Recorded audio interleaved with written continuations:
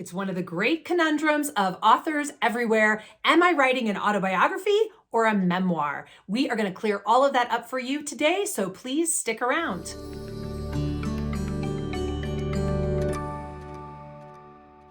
My name's Kelly Notaris. I'm the founder of KN Literary Arts. We are your one-stop shop, getting you from wherever you are to having a book in your hand. So please visit us at knliterary.com. I also bring all of my 24-ish years of publishing experience here in the United States to this YouTube channel for free. So please click the subscribe button and hit that little bell icon so you never miss a video. So one of the age-old questions that we hear all the time for people who really know that their story needs to get onto the page and into the world is, well, am I writing an autobiography or am I writing a memoir? And honestly, what's the difference between the two? I want to clear that up for you. Now, I want to say that if you go looking in Webster's dictionary for the definitions of these two different types of books, you're going to find something that's a little different than what I'm going to say to you today. What I'm telling you today is how those terms are held in today's publishing industry here in the US and in other westernized countries, okay? So this may not be the, as I say, dictionary definition, but it is definitely the publishing world definition. And I want you to sound like a publishing insider when you're going to talk to agents or publishers about getting your book in the world. So, what's an autobiography? An autobiography is a chronicle of every really important event in your life, starting from childhood or even birth, all the way through till today. So you can think of it again as a chronicle of events. Now, who wants to read an autobiography? Generally speaking, we are interested in reading them if we feel like we really know the person whose story it is. So that might be a celebrity, like a politician or a sports hero or a movie star, or it might be somebody that we care a lot about. Maybe your grandfather or your mother has written an autobiography, and that is a precious gift to your family. And in fact, if that's what you're thinking about writing your book for, I just want to say, please, please do it. Boy, do I wish that my grandparents had written autobiographies. I would have loved to know the details of their lives. Okay, so letting that go, that is an autobiography. Most average people out there in the marketplace are not necessarily going to read an autobiography from somebody that they've never met before. Because if the promise is, hey, I'm going to tell you about my life, I might think, well, why do I care? Right? Why do I care about the chronicle of your life, right? It doesn't necessarily resonate with me. I might care if, for example, you were the founder of the town I live in, or, somebody who's been a figure in my family's life, something like that. But I have to have a connection to you already to be interested in reading your autobiography. Okay. And again, autobiographies tend to be written by people later in life. They tend to be sort of a legacy project, like, hey, I lived a pretty incredible life, or even just a really important average life. And I want the people who follow behind me to know about it. And that is just such a valid reason to write one. And if that's you, please, please, please keep going. But if you want your story to get out into the world to help other people, as many of the clients we see at KN Literary do, and you want it to be read by people who don't know you, it needs to be framed as a memoir instead of an autobiography. So a memoir is an account of a particular event or series of events, or even a theme in your life. So when you are talking about it in the world, you're really talking about this one thing that happened or this one theme from your life. So for example, if I were writing my autobiography, I wouldn't be necessarily I wouldn't pitch it when I'm talking to people as this story is going to help you see how to break into the publishing industry, right? Because that is a big, part of my life. The publishing industry, it's my whole career, right? So that's interesting, but if I'm writing my whole story chronologically, we don't get to the publishing industry until like 23 years in, right? And so it's not necessarily going to encourage someone to read through all of that early childhood stuff just to get to the thing they're actually interested in, which is the publishing business. Instead, if I were going to write a memoir about breaking into the publishing business, I would tell you that's what it is. And I would really start maybe walking into my first interview in my like ill-fitting suit that I had, bought at Marshall's, and hoping that they thought I was older than I was, all those different feelings I had when I was in New York getting my first job at a major publisher, right?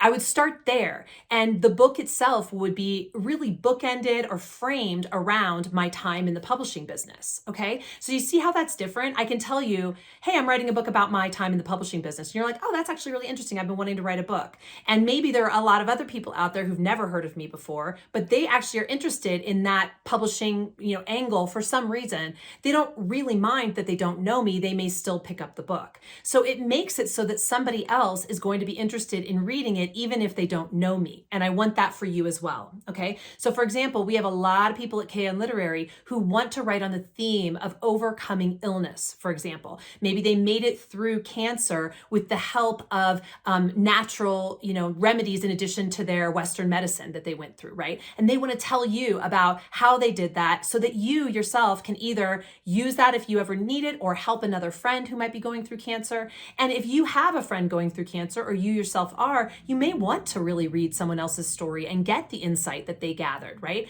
But if they tell you this is my autobiography, you might not pick it up. If they say, I am writing a book about how to overcome cancer with the use of natural remedies in addition to Western medicine, then the book knows its audience. That's a publishing concept, right? You want the book to know its audience. It will know its audience if you get specific about the time frame or the event or the theme that you're going to be framing that memoir around. Does that make sense? So I oftentimes talk about one of my absolute favorite memoirs as a really good example of this. It's Expecting Adam by Martha Beck. And what I love about that book is that the entire book fits into the 9 months that she was pregnant with her son, Adam. But we learn so much about what happened in her life before that through flashbacks. So she goes back and tells us about what happened in terms of what's relevant to the current story, which is being pregnant with Adam, okay? Another great example of this is Redefining Realness by Janet Mock. And this is a book where she is telling the story of telling her current boyfriend that she is trans.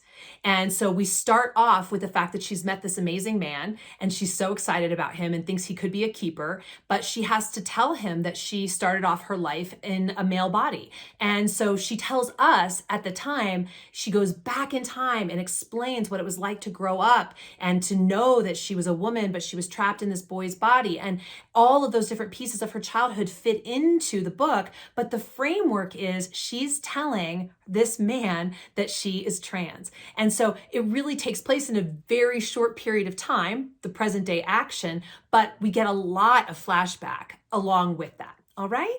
So those are just two examples of great memoirs that do this, but I'll say most memoirs do this. Another category killer everybody's heard of is Eat, Pray, Love, right? So we learn a lot about Elizabeth Gilbert's life. We learn about a little bit about her marriage and her divorce and her childhood, but we're not walking through every single step of those processes chronologically. We're hearing them inside of this really cool conceit, another word in the publishing business, or like you could call it, the framework is the conceit of the book of she spends 3 months eating in Italy, she spends 3 months praying in India, and she spends 3 months in Bali falling in love. Okay. So that is a beautiful framework for her life story, which she's going to tell us a lot about as it relates to that period of time. All right. So this is a memoir. And what's cool about a memoir is that number one, it knows its audience. It finds its audience, right? If I'm somebody who is interested in eating and prayer, which I think a lot of women are,